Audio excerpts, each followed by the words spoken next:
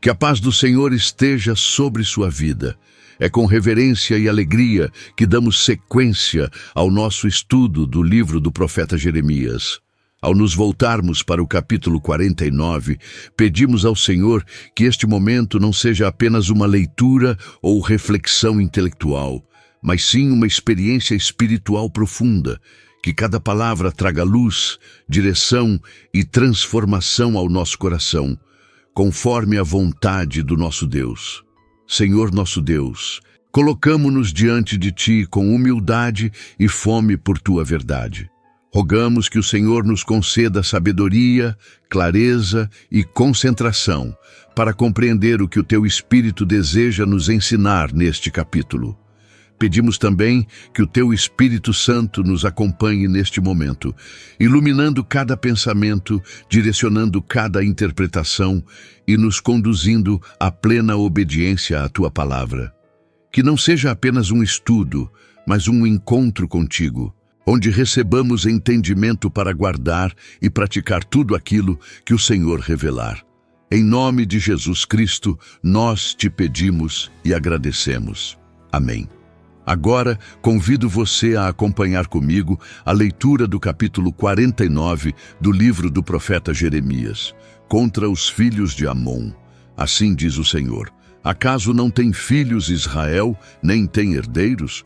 Por que, pois, herdou Malcã a Gade, e o seu povo habitou nas suas cidades? Portanto, eis que vem dias, diz o Senhor, em que farei ouvir em Rabá dos filhos de Amon o alarido de guerra, e tornar-se-á num montão de ruínas, e os lugares da sua jurisdição serão queimados, e Israel herdará aqueles que o herdaram, diz o Senhor. Uiva, ó Esbom, porque é destruída Ai. Clamai, ó filhas de Rabá, cingivos de panos de saco, lamentai e dai voltas pelos valados, porque Malcã irá em cativeiro, e os seus sacerdotes e os seus príncipes juntamente. Por que te glorias nos vales, teus luxuriantes vales, ó filha rebelde, que confias nos teus tesouros, dizendo: quem virá contra mim? Eis que eu trarei temor sobre ti, diz o Senhor Jeová dos exércitos, de todos os que estão ao redor de ti, e sereis lançados fora, cada um em frente, e ninguém recolherá o desgarrado. Mas depois disto farei voltar os cativos dos filhos de Amon, diz o Senhor, contra Edom. Assim diz o Senhor dos exércitos: acaso não há mais sabedoria em Temã?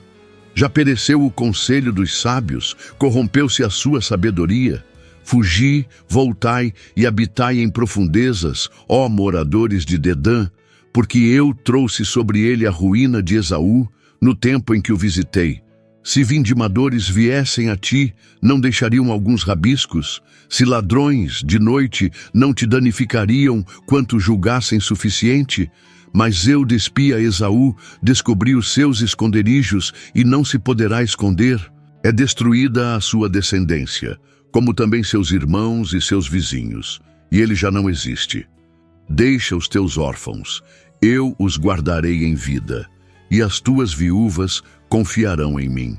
Porque assim diz o Senhor: eis que aqueles que não estavam condenados a beber o copo totalmente o beberão, e tu ficarias inteiramente impune? Não ficarás impune, mas certamente o beberás. Porque por mim mesmo jurei, diz o Senhor, que Bosra servirá de espanto, de opróbrio, de assolação e de execração, e todas as suas cidades se tornarão em assolações perpétuas. Ouvi um rumor vindo do Senhor, que um embaixador é enviado às nações para lhes dizer: ajuntai-vos, e vinde contra ela, e levantai-vos para a guerra. Porque eis que te fiz pequeno entre as nações, desprezado entre os homens. Quanto à tua terribilidade, a arrogância do teu coração te enganou.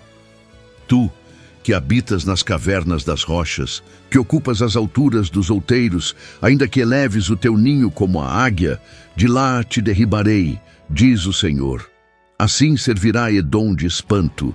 Todo aquele que passar por ele se espantará e assobiará por causa de todas as suas pragas.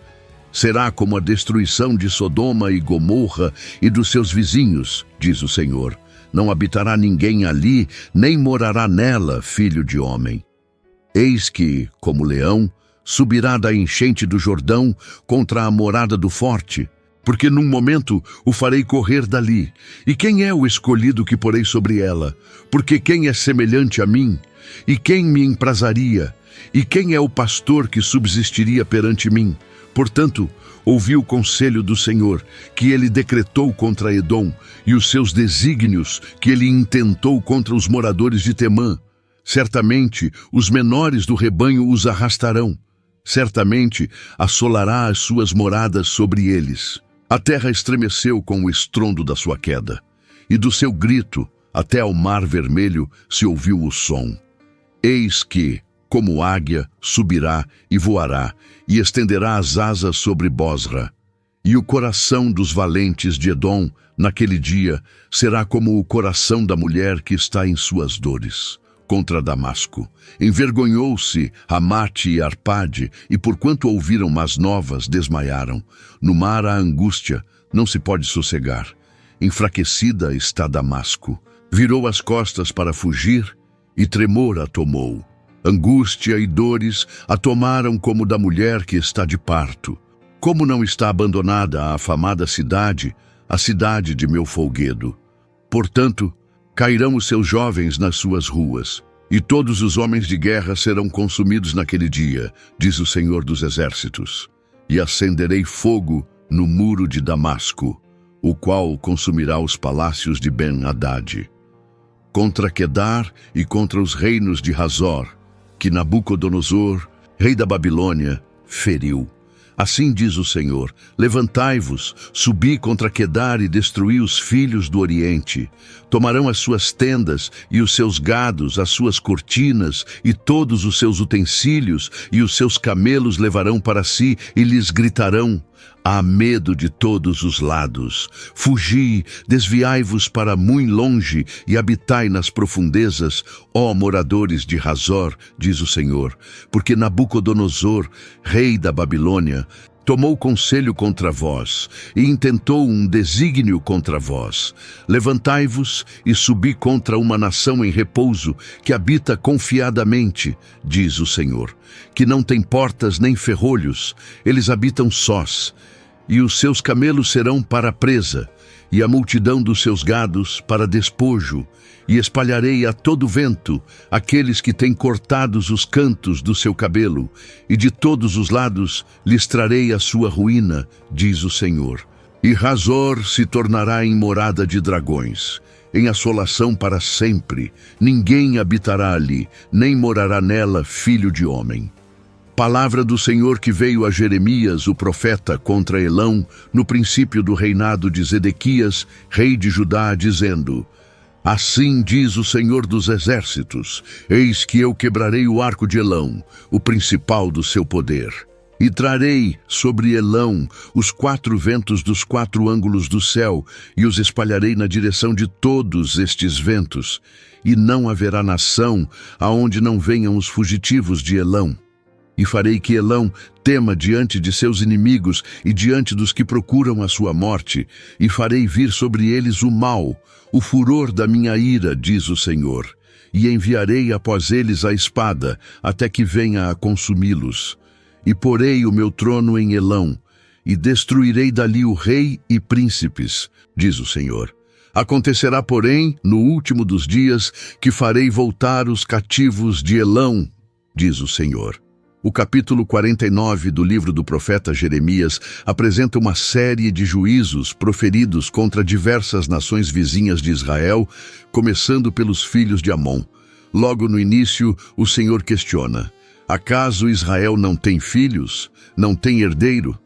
Essa pergunta retórica introduz a denúncia contra Rabá, a principal cidade amonita que ocupava os territórios de Israel após a sua deportação. Deus revela que a posse dessas terras não será permanente, pois Ele mesmo intervirá em justiça, restaurando o que pertence ao seu povo. Essa primeira declaração nos mostra que, mesmo quando parece que o povo de Deus está vencido ou sem herança, o Senhor continua sendo o dono da terra e o protetor de sua promessa. O aparente abandono de Israel é apenas temporário diante dos olhos eternos de Deus. A profecia segue com a descrição do som do alarido de guerra que viria sobre Rabá, o que causaria desolação e ruína. A cidade perderia sua glória e suas filhas seriam queimadas a fogo. Isso representa não apenas o castigo físico, mas também a completa humilhação de um povo que se exaltou às custas da queda de Israel. Ainda que os filhos de Amon tivessem se alegrado diante da derrota do povo de Deus, agora eles seriam confrontados com o mesmo juízo, mostrando que o Senhor é justo em todas as suas ações e que ninguém escarnece de Deus sem consequências. A queda de Amon é, assim, uma demonstração clara da reciprocidade divina, em que o orgulho e a injustiça são julgados conforme a verdade de Deus. Contudo, o Senhor mais uma vez revela sua disposição para a restauração. Após anunciar a destruição, ele afirma: mas depois disso, farei voltar os cativos dos filhos de Amon.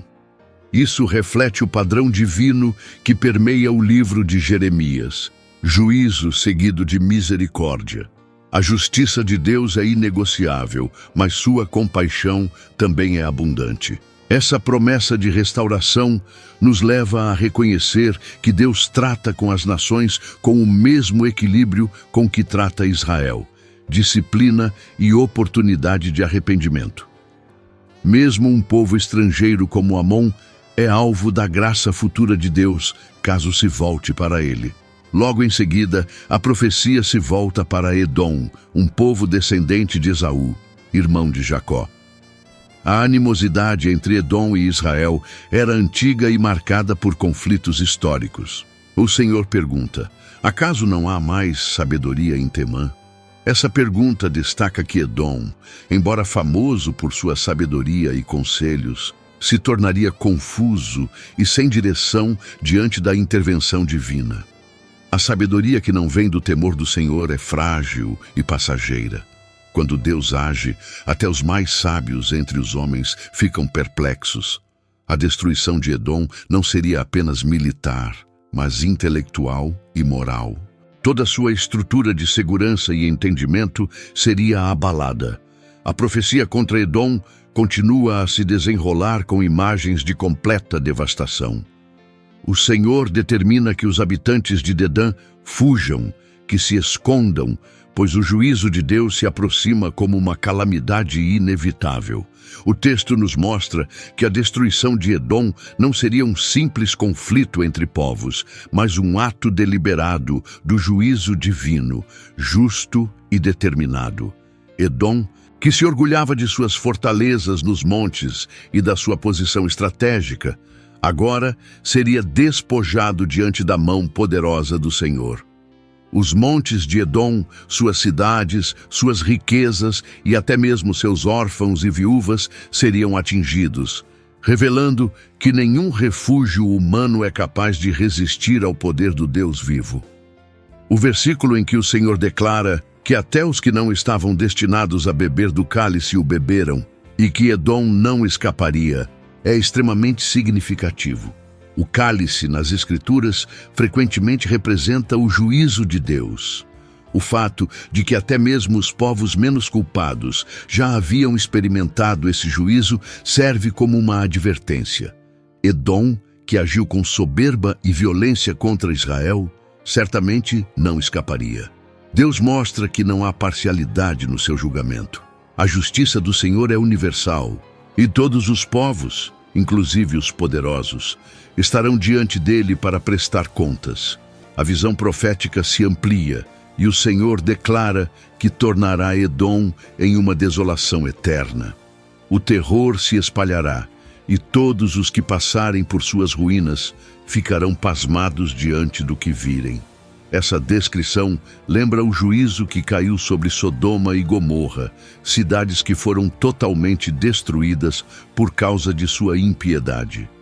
Ao comparar Edom com essas cidades, o Senhor revela a gravidade dos pecados daquele povo. Sua arrogância, sua violência e sua falta de temor ao Senhor seriam castigadas com severidade. Edom se tornaria um símbolo eterno daquilo que acontece com os que se opõem à vontade de Deus. Apesar disso, o Senhor não age de maneira impulsiva ou injusta. Ele envia mensageiros, levanta advertências, convoca o povo a considerar seus caminhos. A paciência de Deus é longa, mas não infinita. Quando a medida do pecado se completa, o juízo vem de forma inquestionável. O leão que sobe do orgulho do Jordão, mencionado no texto, é uma metáfora da ação incontrolável e irresistível do Senhor quando decide agir. Deus diz que escolherá alguém para executar esse juízo, alguém que cumprirá fielmente o seu propósito. Isso demonstra que o Senhor governa todas as nações, usa instrumentos humanos para cumprir sua vontade e conduz a história com perfeição absoluta. O foco da profecia se desloca agora para Damasco, capital da Síria, uma das cidades mais antigas do mundo. A mensagem do Senhor a essa nação também é de juízo. Ramate e Arpade, cidades importantes e representativas da região, são mencionadas como tomadas pelo medo e pela aflição. O texto descreve uma inquietação profunda, como se estivessem imersas em más notícias, sem possibilidade de consolo ou alívio. Essa imagem evidencia o impacto do juízo divino sobre nações que até então pareciam firmes e bem estabelecidas. O terror de Damasco não é causado por um simples inimigo, mas pela ação soberana de Deus, que abala até os fundamentos mais sólidos de uma civilização. A descrição de Damasco como uma cidade frágil e tremulante, onde os jovens guerreiros sucumbem e o povo foge em pânico, mostra que diante da presença do Altíssimo não há força humana que resista. Aqueles que confiavam em suas armas, muros e estratégias se veem agora derrotados pelo poder do Senhor. O coração da cidade é tomado pelo pavor, o fogo consome suas fortalezas e os gritos de angústia ecoam pelas ruas outrora cheias de orgulho. Essa cena trágica serve de advertência não apenas à Síria antiga, mas a toda nação que rejeita o domínio de Deus e se exalta acima da sua vontade. Em seguida, a palavra do Senhor se volta para Quedar e Azor, povos nômades e habitantes das regiões desérticas. Apesar de sua vida simples e isolamento geográfico, nem mesmo eles escapariam do alcance do juízo divino. Os guerreiros de Nabucodonosor seriam instrumentos nas mãos do Senhor para atacar essas nações, apoderando-se de suas tendas, rebanhos, cortinas e vasos. O texto reforça a verdade de que o Senhor reina sobre todos os povos, sejam eles grandes impérios ou pequenos agrupamentos tribais. A soberania de Deus não é limitada por fronteiras, riqueza ou posição política. Ele conhece todos os caminhos da humanidade e intervém com precisão onde for necessário.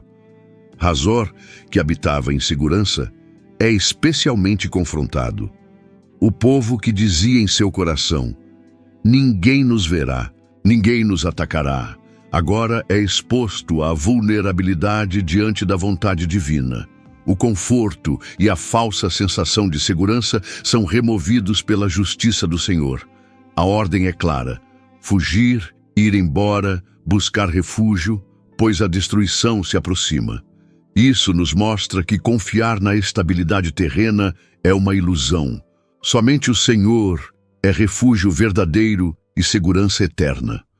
Quando o povo despreza essa verdade, a consequência é a perda total do que parecia inabalável. A profecia então se volta para Elão, uma nação situada a leste da Babilônia, reconhecida por sua força militar e por seus valentes arqueiros. O Senhor declara que no início do reinado de Zedequias, rei de Judá, uma palavra específica lhe foi dirigida contra Elão. Isso mostra que Deus não apenas acompanha os acontecimentos das nações, mas que ele fala no tempo oportuno, com precisão e soberania. A intervenção contra Elão seria direta. O Senhor quebraria o arco do seu poder, símbolo da força bélica e do orgulho nacional. Deus derrubaria aquilo em que Elão mais confiava, seu poder militar, e traria confusão sobre o seu povo. O texto segue dizendo que o Senhor espalharia os elamitas pelos 4 ventos, dispersando-os por todas as nações. Não haveria lugar onde os exilados de Elão não estivessem. Essa dispersão não era apenas uma punição física, mas também cultural e espiritual. A identidade nacional de Elão seria fragmentada, seu domínio desfeito e a segurança de seu território perderia o significado. O trono do juízo do Senhor seria estabelecido em Elão, ou seja, a própria presença de Deus traria ordem, disciplina e julgamento naquele povo.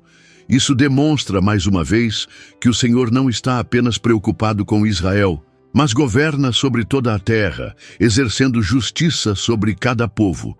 No entanto, assim como foi anunciado anteriormente a respeito de Amon e outras nações, Deus também declara: nos últimos dias farei voltar os cativos de Elão. Aqui vemos novamente a expressão do equilíbrio divino entre juízo e misericórdia. O propósito de Deus não é apenas punir, mas corrigir, restaurar e trazer as nações ao reconhecimento de sua soberania.